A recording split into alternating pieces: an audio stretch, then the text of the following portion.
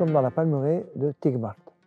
Et ce matin, nous avons effectué le départ de notre traversée chamelière au départ du site historique de Loun Lanta, un site extraordinaire qui était fondé par les Morabitines, antérieur à Marrakech.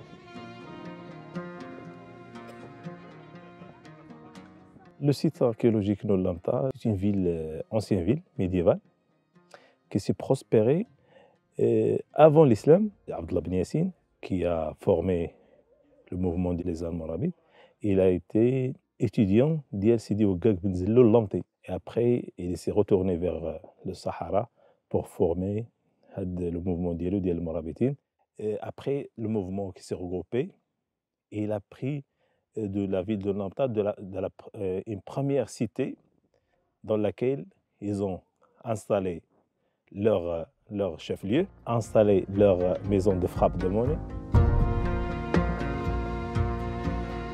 Et il était intéressant pour nous, pour cette caravane de 41 jours de traversée, pour rejoindre Smara, de partir d'un site aussi riche au niveau de l'histoire, au niveau des énergies qui s'est déplacées au cours de ces caravanes, de ces grandes kafilas qui ont traversé le Maroc.